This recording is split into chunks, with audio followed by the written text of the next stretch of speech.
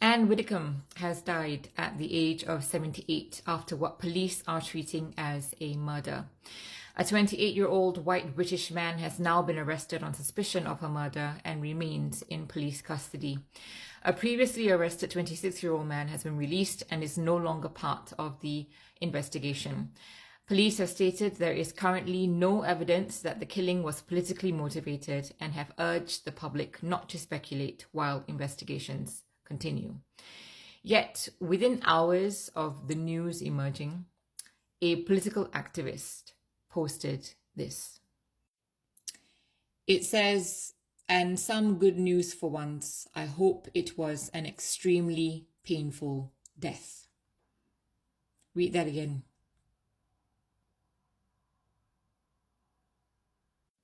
Not criticism, not disagreement, not political opposition. A public expression of hope that a 78-year-old woman suffered while dying. Anne Widdecombe was a Conservative MP for 23 years, later a Brexit MEP and Reform UK spokesperson, and one of the most recognisable figures in modern British politics. She was outspoken, controversial, and often unapologetic. Her views on abortion, same-sex marriage, transgender issues, immigration, and criminal justice attracted fierce criticism for decades. Many people strongly disagreed with her.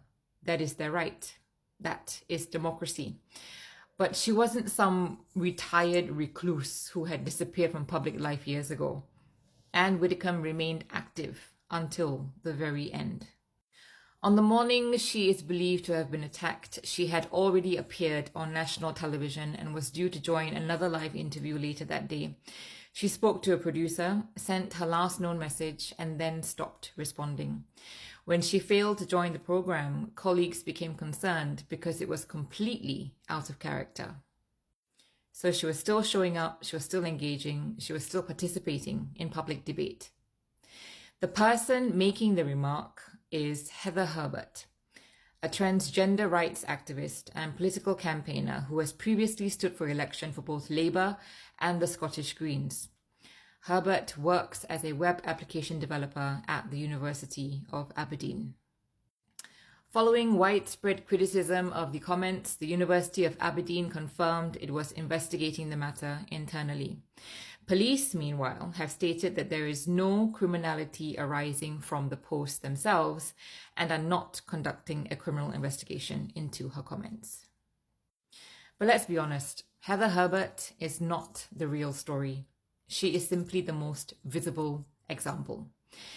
Since news of Anne Widdecombe's death broke, social media has been flooded with comments celebrating it, mocking it, joking about it, and expressing satisfaction that she's gone. Some have openly rejoiced. Some have wished suffering upon her. Some have argued that because they disagreed with her politics, compassion no longer applies. Heather Herbert's comments attracted attention because of who they are. But the mentality behind them is far from unique, and that should concern all of us. When did political disagreement become a reason to celebrate suffering? Anne Widdecombe spent decades in public life. She expected criticism, she invited debate, and she knew that many people disagreed with her. There is every chance she would have defended your right to challenge her views. But there is a vast gulf between criticizing someone's ideas and celebrating their death.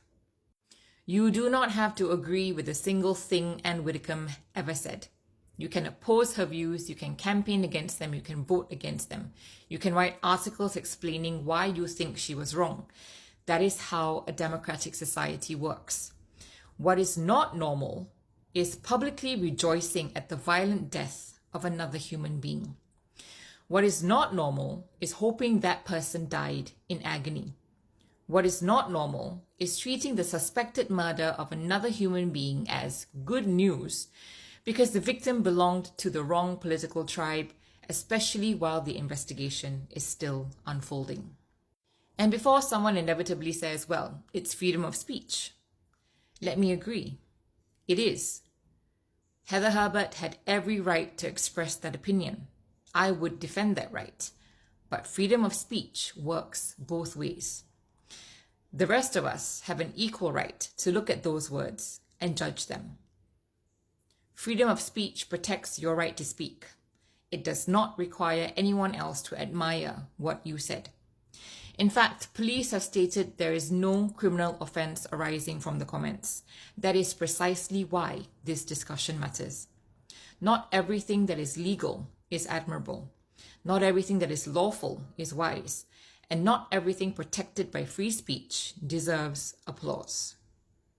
We can defend someone's right to say something while still recognizing that what they said was cruel, callous, and profoundly lacking in humanity. And there is another irony here. Anne Widdecombe was a firm believer in free speech. Many people found her views offensive. Many people wanted them challenged. But she never hid from debate. She never stopped speaking because her opinions were unpopular. She understood that a free society means tolerating opinions that you dislike. In fact, I suspect Anne Widdecombe would have defended Heather Herbert's right to make those comments. Not because she would have agreed with them, but because freedom of speech means defending the right of people to say things you find offensive, cruel, or wrong. The tragedy is that free speech is supposed to allow us to exchange ideas, not lose our humanity. Anne Widdecombe believed in free speech. What she probably never imagined was that some people would use that freedom to celebrate her death. And this is where the hypocrisy becomes impossible to ignore. We are constantly told that kindness matters, that compassion matters, that empathy matters. Yet for some people, those values seem to vanish the moment the deceased held opinions that they disliked. Apparently, human dignity now comes with terms and conditions.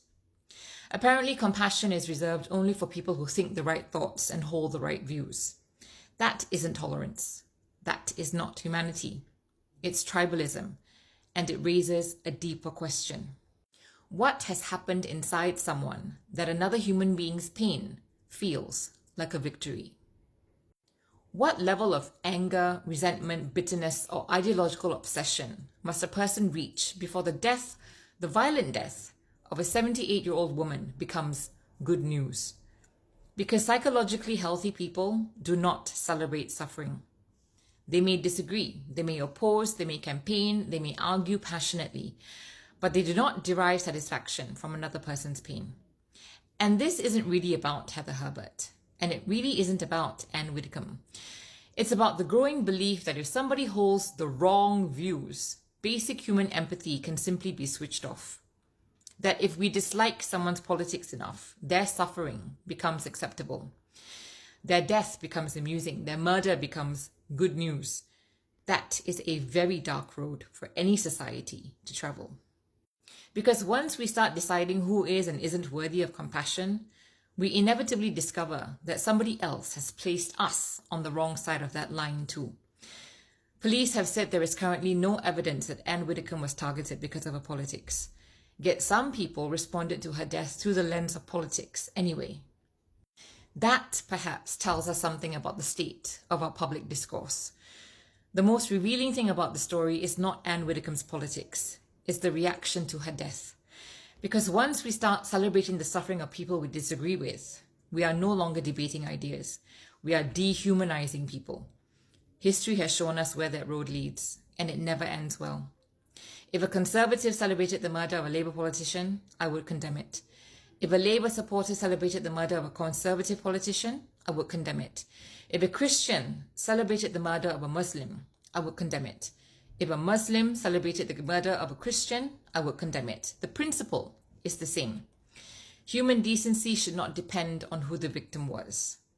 A society is not judged by how it treats people it agrees with.